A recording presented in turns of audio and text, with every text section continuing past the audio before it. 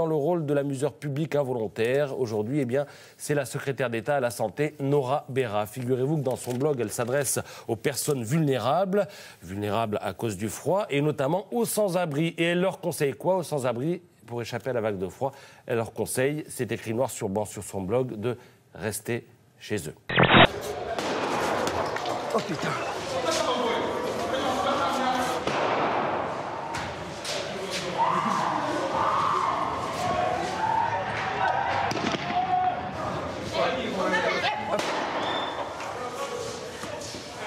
C'est nous qui l'a visé, hein? C'est nous qui l'a visé, ouais. Chaque heure en France, un suicide ou une tentative de suicide. Journée nationale à partir d'aujourd'hui consacrée à un mal mystérieux et insondable. Regardez ces chiffres. Chaque année, plus de 10 000 personnes mettent fin à leur jour. C'est 3 fois plus que les accidents de la route. Au cours de sa vie, un Français sur 20 a pensé à mettre fin à ses jours.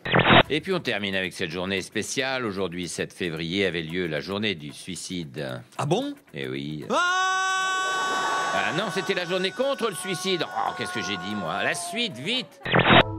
Histoire de portable toujours avec des visuels chocs et une baseline tout aussi glauque. Ne perdez pas vos contacts quand vous faites tomber votre portable. Et le résultat, eh bien, ce sont des voyageurs plutôt mécontents ici. Écoutez.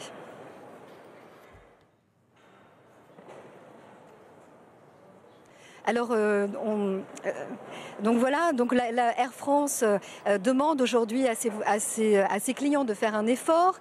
C'est la communauté entreprise, le salarié peut s'octroyer des pauses autour du baby-foot ou d'une console de jeu. Reste qu'entre les pauses, il faut bien travailler. Alors il y a des réunions bien sûr, mais pour les rendre efficaces et productives, n'importe quel salarié peut utiliser une étrange boîte à meux, une invention maison.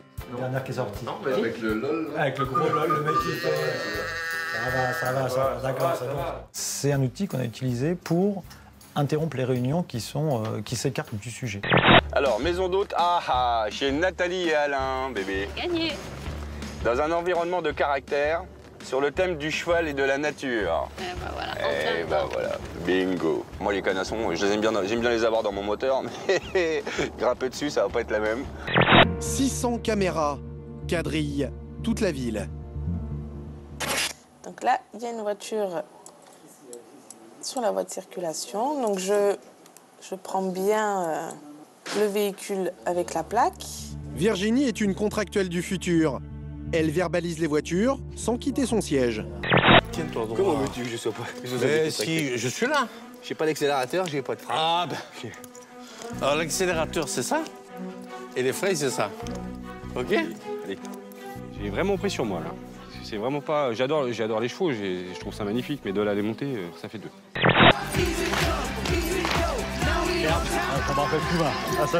Je me suis lâchée, hein. J'y suis allée franchement. Hein. Chantal qui était à côté de moi était à fond. Le goéland, bien. Le chinois, c'est une grille très fine, hein. Attention. Oui. Non, mais il veut dire quand on fait des pâtes et qu'on fait des pâtes, c'est un égouttoir. Un égouttoir. Ah ben c'est important, hein. En cuisine, il faut être précis, attention. Oui, mais c'est pour ça que nous vous égoutons. Elle était très moyenne, celle-là. Si, ne la ratez pas. C'est assez drôle. La prochaine fois que vous taillez une queue en biseau,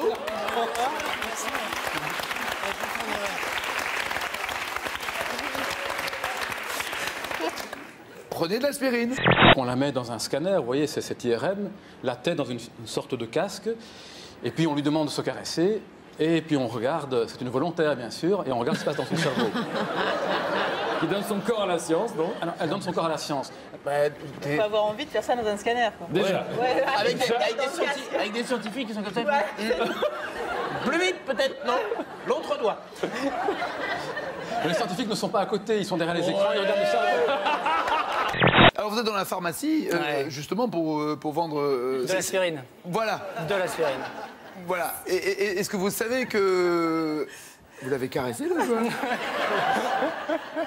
Déjà, John va être extrêmement énervé par notre discours, mais si en plus vous frottez Christophe, ça va pas, non? Mais ça va pas. Et vous réagissez pas, vous? Non, elle a essayé de me couper la queue en biseau, mais elle n'y est pas arrivée tout à l'heure. Érection. E-R... Pardon. C'est troublant. Écoutez, je ne sais pas ce qui se passe, c'est la première fois. C'est la première. D'habitude, ça ne m'arrive pas, je suis désolé.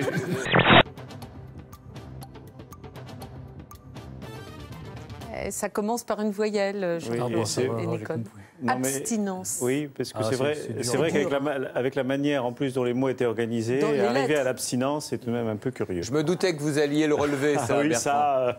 Moi, je m'appelle Eliane. Moi, c'est Marie-Thérèse. Et moi, c'est Hélène. Bienvenue au club de tricot de l'amitié.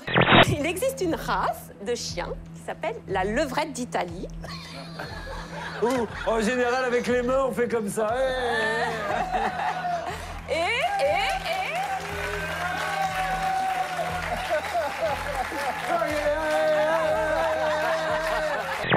Où il était gentil, le gentil tout c'est toutou. Il était où? Ah, il était où? Ah, où il était le si gentil, le petit toutou?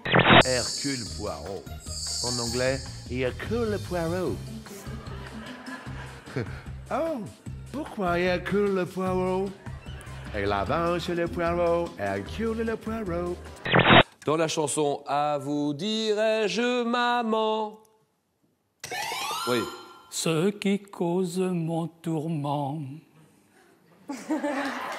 C'est pas ce que je demande du tout. Ah, ça c'est beau ça. Vous qui avez fait biologie, monsieur et madame Sanguine ont une fille, comment s'appelle-t-elle? Orange? Non, Anaïs?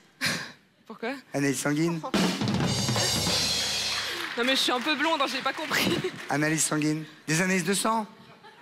Ah waouh! Ah oui. Ah ça vole haut, hein. Même mon père il est meilleur que vous.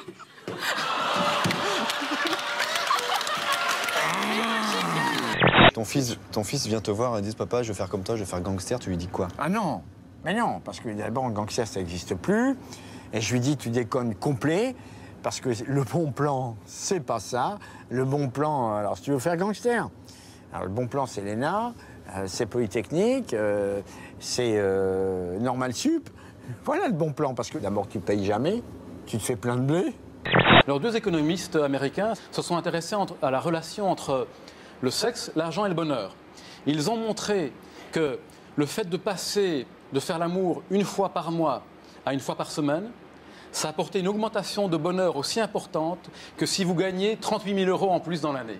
S'il vous Mais plaît. je l'aime, le téléspectateur. Alors mais on lui j'ai faim. parle pas à la bouche pleine. Non, j'ai tout avalé.